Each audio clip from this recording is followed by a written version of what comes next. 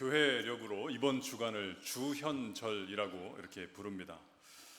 주현절 의미는 주님께서 공생애, 퍼블릭 라이프라고 하죠. 공생애를 이제 본격적으로 시작하신 그 첫날부터 이제 그날을 주현절로 부르고, 이제 3년의 공생애를 이제 끝내시는 그날에 예수님께서 십자가에 지시고 또 죽으시고 부활하시고 승천하셨다라고 하는 것이 바로 우리 교회력에서 이 주현절을 지키고 있는 의미입니다. 오늘 본문이 바로 주님의 이 공생애가 시작되는 그 첫 장면이 기록되어 있습니다. 오늘 본문 13절은 이렇게 시작을 합니다. 이때에라고 하는 단어, 성경에 이런 단어 하나하나가 참 중요합니다. 무시해도 될 만한 그런 단어들은 없지요. 과연 이 말씀에 이때에라고 하는 그때는 어떤 때인가, 어떤 상황을 말하는 것인가? 이때라고 하는 그 의미는 이 13절 그 이전에 일어나고 있는 그 모든 상황들을 의미하고 있습니다. 마태복음 3장 1절부터 12절까지의 내용입니다. 이 1절부터 12절까지 어떤 일이 벌어졌는가? 세례 요한이 광야에서 이렇게 외치는 장면으로 시작을 합니다. 마태복음 3장 2절 말씀인데요, 회개하라, 천국이 가까웠느니라 라고 하는 이 말씀으로 시작을 합니다. 과연 세례 요한은 어떤 사람이기에 이렇게 광야에서 사람들에게 회개의 복음을 외쳤을까? 마태복음의 저자 이 마태는요, 세례 요한이 구약 성경의 선지자 이사야가 예언했던 바로 그 사람이다, 이렇게 말씀을 하고 있습니다. 마태복음 3장 3절인데요, 우리 같이 한번 읽어보겠습니다. 노란색부터 끝까지요. 한번 읽어보겠습니다. 시작. 광야에 외치는 자의 소리가 있어 이르되 너희는 주의 길을 준비하라, 그가 오실 길을 곧게 하라. 이 세례 요한의 외형, 즉 겉모습도 범상치가 않았습니다. 4절에 보니까 이 요한은 낙타털 옷을 입었다라고 말씀하고 있고, 허리에 가죽 띠를 띠고 있고요, 또 먹는 것은 메뚜기를 먹고 또 석청을 먹었다. 야생 벌꿀이죠. 먼저 요한은 낙타털 옷을 입었답니다. 캐멀 코트라고 하죠. 영국 왕실의 대표적인 코트로 알려져 있습니다. 과거에 마릴린 먼로부터 헐리우드 스타들도 즐겨 입었던 옷이 바로 이 캐멀 코트, 낙타털 옷입니다. 설마 이런 코트를 세례 요한이 입고 다녔을까라고 생각하시는 분은 안 계시겠죠. 세례 요한 당시에 낙타털 옷은요, 패션의 상징이 아니었습니다. 부의 상징은 더더욱 아니었습니다. 변변한 옷도 없었던 이 세례 요한이 아마도 광야 그 한복판에서 쓰러져서 죽은 그 낙타의 주검에서 가죽을 벗겨서 옷을 만들어서 걸치고 다녔을 것입니다. 세례 요한 영화의 한 장면인데요, 아마 이런 모습이었을 가능성이 큽니다. 그가 먹는 곳이라고는 메뚜기와 석청이었다. 야생 벌꿀 맛있겠다. 혹시 그렇게 생각하는 분 혹시 또 있을지 모르겠습니다. 이 말씀은 야생에서 근근히 먹을 것을 찾아서 때우면서 그렇게 살아갔다라고 하는 그런 의미이죠. 외적으로 보기에는 아무것도 가진 것 없는 초라한 인간의 모습, 세례 요한이었습니다. 하지만 그 광야에서 세례 요한이 외칠 때에 그의 외침 가운데에는 사람들을 울리는, 가슴을 때리는 그 메시지가 있었다라고 하는 것이죠. 듣는 자들의 가슴을 찌르고 때렸습니다. 마태가 이 세례 요한을 이사야 선지자가 예언했던 주인공, 주의 오실 길을 준비하기 위해서 앞서 보낸 바로 그 사람이구나 인정할 수밖에 없었던 것은 그의 이 특별한 외모 때문이 아니라, 특이한 식습관 때문이 아니라 그가 광야에서 선포했던 그 메시지였기 때문입니다. 회개하라. 천국이 가까웠느니라. 오늘 제 설교의 주제는 회개입니다. 회개. 저는 사실 오늘 설교를 준비하면서 좀 걱정되는 부분이 있었습니다. 왜냐하면 이 회개라고 하는 주제가 무겁잖아요. 또 새해가 시작된 지도 이제 갓 2주째인데 좀 축복의 말씀을 전해야 되는 것이 더 시기에 맞지 않을까라고 하는 생각도 들었습니다. 뭔가 용기를 주고 위로가 되는 그런 말씀을 드려야 되지 않을까. 또 어떤 목사님은 성도님들에게 회개하라는 설교를 너무 세게 했다가 쫓겨났다라고 하는 그런 소리도 들어서 이 수위 조절을 오늘 제가 잘 해야 될 텐데 걱정입니다. 1741년에 노스햄튼 교회 예배당에서 목사이자 위대한 신학자였던 조나단 에드워즈 목사님이 자기가 목회하는 그 교회 성도님들에게 이렇게 설교를 했습니다. 참으로 하나님은 지금 지옥에서 고통받는 자들보다 지구상에 살고 있는 자들에게 훨씬 더 분노하고 계십니다. 참으로 하나님은 지옥에 있는 자들보다 지금 이 자리에 편안하게 앉아 있는 여러분들에게 더 진노하십니다. 분명히 말씀드리지만 제 설교가 아니고 조나단 에드워즈 목사님의 설교입니다. 이런 대목도 있습니다. 이 세상에 오래 살았으면서도 오늘까지 구원받지 못한 자가 있지는 않습니까? 신앙인의 행복에 대해서는 전혀 모르고 지금까지 살아오면서 진노의 날에 임할 진노만 쌓아오지는 않았습니까? 사랑하는 성도 여러분들이여, 당신들은 특별히 위험한 상황에 처해 있습니다. 당신의 죄악과 마음의 완고함은 지극히 큽니다. 당신의 날은 많이 지나갔고 놀라운 하나님의 긍휼의 시간은 얼마 남지 않은 것이 보이지 않습니까?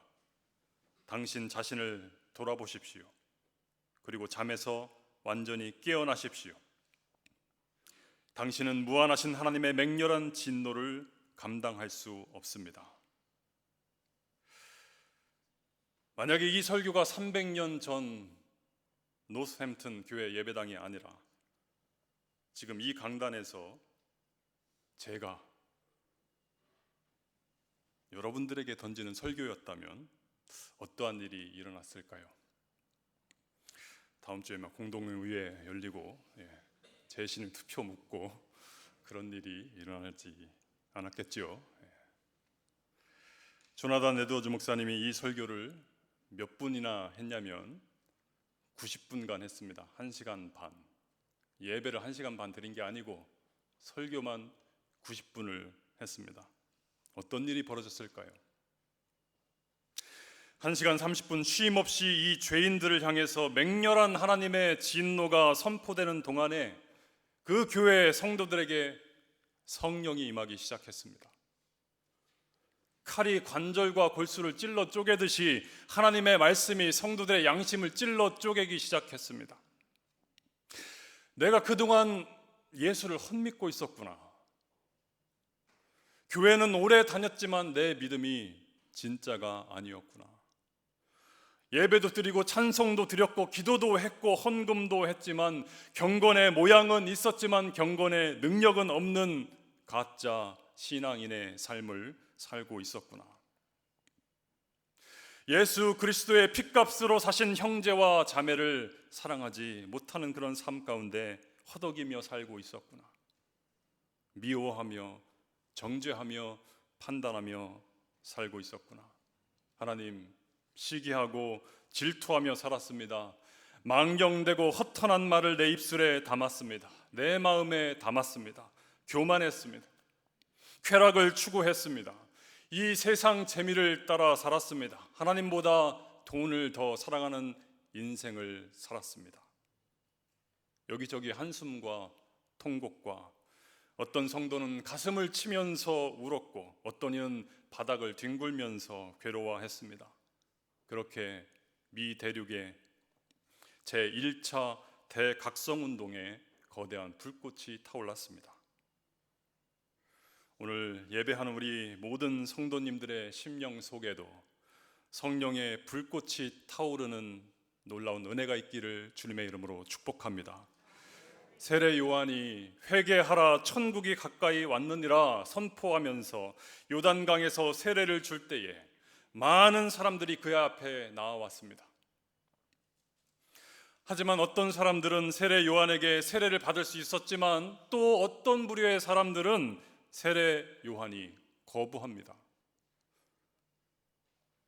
먼저 세례를 받을 수 있었던 사람들은 어떤 사람들이었는가? 마태복음 3장 5절에서 6절에 이렇게 설명하고 있습니다. 우리 같이 한번 읽겠습니다. 시작.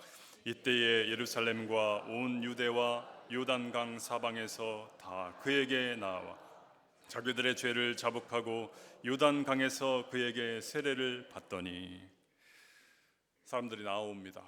요단강으로 들어갑니다.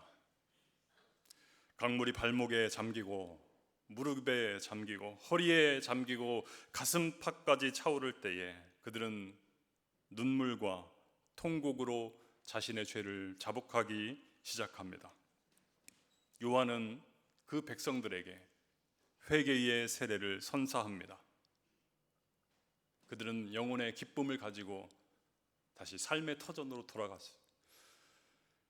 또 다른 한 부류의 사람들이 있습니다. 이들도 세례 요한에게 그 세례를 받기 위해 나옵니다. 마태복음 3장 7절입니다. 우리 같이 한번 읽겠습니다. 시작.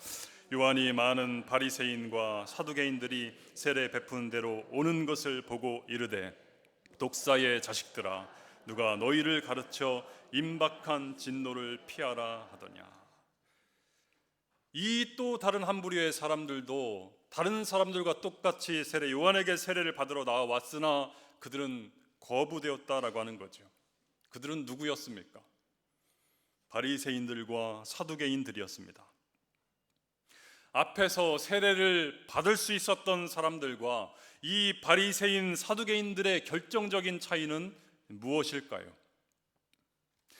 회개의 복음이 선포될 때에 진심으로 뜨거운 마음과 영적 열망을 가지고 회개를 하나님 앞에 고백하는 그 영이 살아있는 신앙인이냐, 경건의 모양은 있으나 경건의 능력은 없는 종교적인 형식과 행위는 있으나 뜨거운 회심이 없는 화석화된 종교인이냐, 이 차이였습니다. 여러분, 사대교회를 알지 않습니까? 요한계시록 3장 1절에 살았다 하는 이름은 가졌으나 죽은 자로다 라고 선포합니다. 얼마나 무서운 평가입니까? 한 교회사 교수님이 학생들에게 과제를 주었습니다. 신학생들에게 역사 깊은 교회를 탐방을 하고 에세이를 써오라고 하는 것이 과제였습니다. 한국 교회도요, 역사가 130년 이상 되기 때문에 소위 역사와 전통을 자랑하는 교회들이 참 많습니다. 그 중에 하나를 이제 학생이 방문을 합니다. 그 교회는 역사와 전통이 오래되어서 박물관도 있는 교회였습니다. 박물관에 들어가니까 100년 전에 썼던 성경책도 있었고요, 오래된 풍금도 있었습니다. 벽에는 흑백 사진들이 쭉 걸려져 있었습니다. 어떤 사진을 보니까 교회 마당에 한복을 입은 성도님들이 가득 찬 사진이었습니다. 좋기 1000명은 넘어 보였습니다. 그 옛날에 한복 입은 이 성도님들이, 이렇게 많은 성도님들이 모여서 이 예배당을 가득 메우고 예배를 드렸구나. 그 안내하시는 백발의 성도님이 신이 나서 이 학생들에게 설명을 해줍니다. 박물관을 나오면서 신학생이 궁금해서 물었습니다. 그럼 요즘은 어떠신가요? 요즘은 어떠신가요? 박물관에서는 역사가 중요합니다. 박물관에서는 전통이 중요합니다. 박물관에서는 과거의 유물이 가치가 있습니다. 그러나 교회에서 중요한 것은 지금이다라고 하는 사실입니다. 성도에게 중요한 것은 지금 내 영혼의 상태다라고 하는 거죠. 지금 나는 뜨거운 예배를 드리고 있는가? 회개하라, 천국이 가까웠느니라, 이 복음이 들려올 때에 나 중학생 때 회개했어. 나 대학생 때 예배당에서 뜨겁게 눈물 흘리며 회개했어. 그때는 나 예배당 바닥 뒹굴면서 기도한 적도 있었지. 이 과거가 중요한 것이 아니라 지금 나에게 뜨거운 회심이 있는가? 지금 나에게 뜨거운 영적인 열망이 있는가? 이 4대 교회에게 말씀하셨던 우리 주님, 7 영과 7 별을 가지신 우리 주님이 간절히 우리들에게 보고 싶어 하시는 것은 과거에 찬란했던 그 영광이 아니라 지금 나의 영이 살아있는가, 생생하게 살아서 살아계신 주님께 예배드리고 있는가, 바로 이것이다라고 하는 것이죠. 서울에 개척한 지 3년 만에 급성장한 교회가 있었습니다. 이 교회 목사님이 하시는 말씀을 들었습니다. 개척교회 초기에 그 얼마 되지 않는 그 예배당에서 허름하지요. 온 성도가 정말 뜨겁게 기도했답니다. 숫자는 얼마 되지 않지만 뜨거운 예배로, 성령 임재로 충만한 그런 예배를 온 성도가 드렸다고 하는 거죠. 하나님이 역사하시니까 교회가 수적으로도 성장하기 시작하더랍니다. 2년째가 되었는데요, 도저히 그 조그만 교회 공간이 안 돼서 주차장 또 예배당 공간 넓은 곳으로 이사를 했답니다. 그런데 그 해 연말에 이제 3년째 되던 그 해에 그 이상 예배당도 주차장도 식당도 더 이상 교인들을 수용할 수가 없게 되더라고 하는 것이죠. 화장실 여러 건물 장소가요. 그러자 성도님들 사이에서 이런 말이 유행하기 시작하더랍니다. 이제 우리 교회 좀 그만 컸으면 좋겠다. 주차장도 좁은데 이제 새신자는 그만 와도 되지 않나? 그냥 우리끼리 행복하게 살면 안 되나? 이 목사님이 충격을 받았답니다. 여러분, 교회가 부흥하고 싶다고 커지는 것이 아니잖아요. 또 없어져라 한다고 교회가 없어지는 것 아닙니다. 하나님께서 부흥케 하시면 교회는 부흥하고 하나님께서 닫으시면 교회는 무너집니다. 사람의 인력으로 세우고 인력으로 무너뜨릴 수 있는 것이 교회가 아니다라고 하는 것이죠. 그 목사님이 그 자리에서 무릎을 꿇고 회개를 하셨답니다. 성도들에게 하나님의 비전을 꿈꾸게 한 것이 아니라 내가 헛된 비전을 꾸게 했구나. 잘못된 자기 만족의 비전. 내 몸 편하고 내 마음 편하고 주차장 넓고 다니기 편한 그런 교회가 좋은 교회라는 지극히 인간적이고 이기적이고 세상적인 비전을 갖게 했구나. 이 목사님이 회개를 했다고 하는 거죠. 역사와 전통을 자랑하는 유럽의 교회들이 많습니다. 여러분, 호주의 교회들 한번 보십시오. 4대 교회가 벌써 되었고 4대 교회로 진행 중인 교회들이 태반입니다. 왜 그렇게 되었을까요? 정부가 예수 믿지 말라 교회를 핍박해서 교회들이 죽어나갔을까요? 여러분, 직장에 가면 직장에서 주일날 교회 다닌다고 핍박하십니까? 무슬림 극단주의자들이 교회 다니는 사람들 잡아서 죽이는 교회들이 유럽에 있는 교회들입니까? 호주에 있는 교회들입니까? 이유는 하나입니다. 영적 열망이 식어져 버렸기 때문입니다. 영적 열망을 잃어버렸기 때문입니다. 뜨거운 회심을 잃어버렸기 때문입니다. 회개가 뭔지를 잃어버렸기 때문입니다. 간절히 바라기는 오늘 이 아침에 저와 여러분들의 영혼 속에 이 영적인 열망이 회복되고 뜨거운 회심이 살아나는 은혜가 있기를 주님의 이름으로 축원합니다. 어떻게 하면 더 편하게 교회 다닐 수 있을까? 어떻게 하면 더 편하게 예수 믿을 수 있을까? 이것이 아니라 어떻게 하면 더 주를 잘 섬길 수 있을까? 어떻게 하면 더 예수님을 내가 더 사랑할 수 있을까? 어떻게 하면 더 우리 교회를 더 품고 어떻게 하면 더 용서하고 살아갈 수 있을까?